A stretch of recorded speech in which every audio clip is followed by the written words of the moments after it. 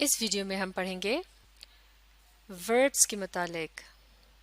جب انگلش میں بات کی جاتی ہے یا اسے لکھا جاتا ہے تو اس میں مختلف قسم کے الفاظ کا استعمال کیا جاتا ہے. وربس بھی ان میں سے ایک قسم کے الفاظ ہیں اور یہ بھی پارٹس آف اسپیچ یعنی انگلش گفتگو یا بات چیت کا حصہ ہے. چلیے اب مل کر پڑھتے ہیں اور دیکھتے ہیں کہ انگلش میں بات چیت کرنے کے لیے یا پھر کسی بات کو لکھنے کے لیے وربس کس طرح سے ہماری مدد کرتے ہیں اور ان کا کیا کام ہوتا ہے. Verbs are words that show an action, time of action and if the action was completed or not. Action کہتے ہیں کسی بھی کام یا عمل کو. تو انگلش میں بات کرتے وقت اگر ہم نے بتانا ہو کہ کسی شخص نے کیا کام کیا، جیسے کہ اس نے کھانا کھایا یا پانی پیا، تو کھانا اور پینا جیسے الفاظ جو ہیں یہ عمل کے متعلق بتا رہے ہیں اور یہی الفاظ کہلائے جاتے ہیں وربس. اس کے علاوہ انہی الفاظ کی مدد سے یعنی وربس کی مدد سے ہمیں یہ بھی پتہ چلتا ہے کہ اس کام کو کس وقت کیا گیا. ٹائم آف ایکشن کے متعلق بھی ہمیں ورب سے ہی پتہ چلتا ہے اور وربس کی مدد سے ہمیں ایک اور بات بھی پتہ چلتی ہے کہ آیا وہ کام یا ایکشن کمپلیٹ کر لیا گیا یعنی اسے مکمل کر لیا گیا یا نہیں. تو اس طرح سے ہم کہہ سکتے ہیں کہ وربس ہمیں عمل کے وقت اور عمل کی نوعیت کے متعلق بتاتے ہیں. اب اس جملے کو دیکھیے، سارا ڈرینک ٹی یعنی سارا نے چائے پی. لفظ ڈرینک یعنی پی یہ لفظ ہے ایک ورب کیونکہ یہ بتا رہا ہے ایک عمل کے متعلق یعنی یہ ایک ایکشن ہے. تو اس طرح سے اسے ہم کہتے ہیں ورب. اب ایک اور اگزامپل دیکھتے ہیں، سارا واز ڈرنکنگ ٹی یعنی سارا چائے پی رہی تھی. مثال کے طور پر اگر اس طرح سے کہا جائے کہ جب میں نے سارا کو دیکھا تو سارا چائے پی رہی تھی. تو اس جملے میں مین ورب یعنی خاص عمل جس کی طرف اشارہ کیا گیا ہے وہ ہے ڈرنکنگ یعنی پینا. تو یہ ایک قسم کا ایکشن ہے اور پارٹس آف اسپیچ کے مطابق اسے ہم کہیں گے ایک ورب. لیکن یہاں اس جملے میں ڈرنکنگ سے پہلے ایک اور لفظ ہے وہ ہے واز.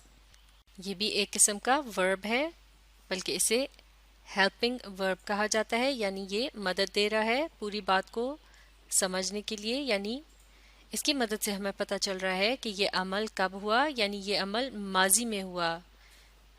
جب کسی عمل سے پہلے لفظ واز کا استعمال کیا جاتا ہے تو اس کا مطلب ہے یہاں بات ہو رہی ہے ماضی کی یعنی پاسٹ کی. تو جیسا کہ ہم نے ورب کی ڈیفینیشن میں پڑھا تھا کہ یہ نہ صرف ایکشن کے متعلق بتاتا ہے بلکہ ٹائم آف ایکشن کے متعلق بھی بتاتا ہے یعنی کس وقت اس عمل کو کیا گیا. تو چونکہ واز کے لفظ کی مدد سے پتہ چل رہا ہے کہ یہ عمل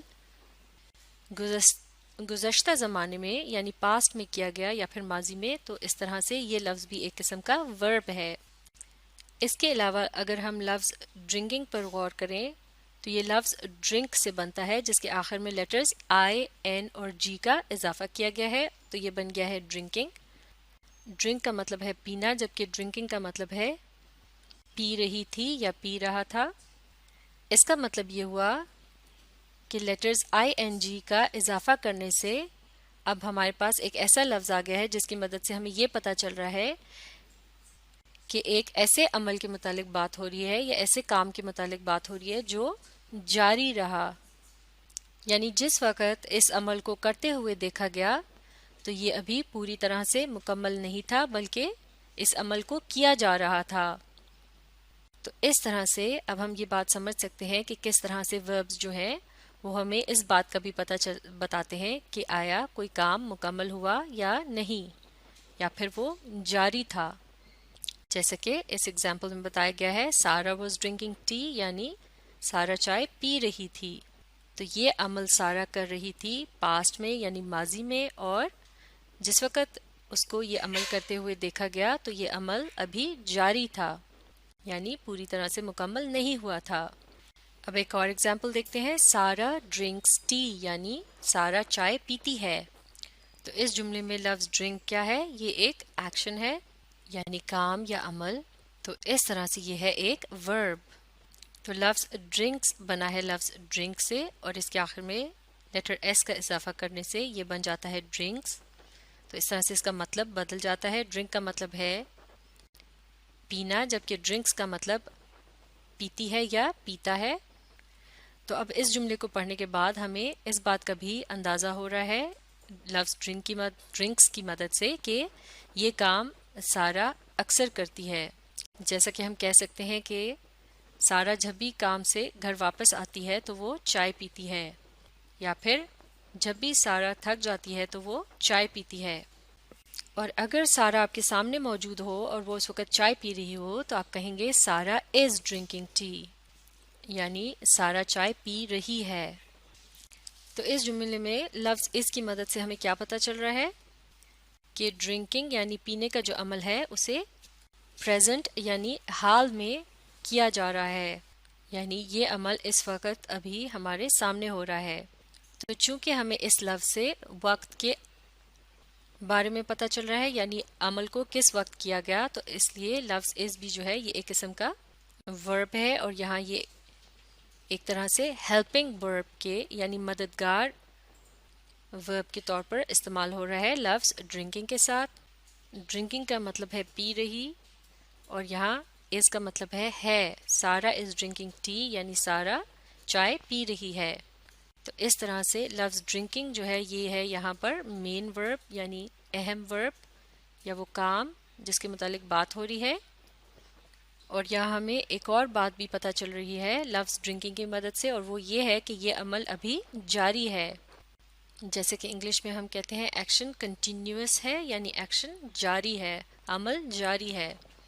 اب ایک اور ایگزامپل کو دیکھتے ہیں. سارا has finished drinking Hare T, یعنی سارا نے اپنی چائے ختم کر لی ہے، یا پھر یوں بھی کہہ سکتے ہیں کہ سارا نے اپنی چائے پی لی ہے. اس جملے میں لفظ ہیز کی مدد سے ہمیں پتہ چلتا ہے ایکشن کے ٹائم کے متعلق، کیونکہ لفظ ہیز تب استعمال کیا جاتا ہے جب کوئی ایکشن تھوڑی دیر پہلے ہی ختم ہوا ہو. فنشڈ کہتے ہیں ختم کر لینے کے عمل یا ایکشن کو. اسی طرح سے لفظ فنشڈ کی مدد سے ہمیں یہ بھی پتہ چل رہا ہے کہ یہ ایکشن جو ہے یہ کمپلیٹ ہے، یعنی پوری طرح سے مکمل ہو گیا ہے. اور یہاں ایکشن کیا ہے؟ ڈرنکنگ، یعنی اس جملے کے حساب سے چائے پینے کے عمل کے متعلق بات ہو رہی ہے. تو وہ الفاظ جو وقت کے متعلق بتاتے ہیں اور یہ بھی بتاتے ہیں کہ ایکشن پوری طرح سے مکمل ہوا یا نہیں، اور وہ کسی عمل یا کام کو بیان کرتے ہیں، تو یہ تمام الفاظ کہلائے جاتے ہیں وربس. تو اس طرح سے آپ سمجھ سکتے ہیں کہ وربس کی انگلش بول چال اور تحریر میں کتنی زیادہ اہمیت ہوتی ہے. تو اب آپ وربس کے متعلق اچھی طرح سے سمجھنے کے لیے اس ویڈیو کو ری پلے کیجیے اور اس کے ساتھ ساتھ پڑھنے اور سمجھنے کی کوشش جاری رکھیے.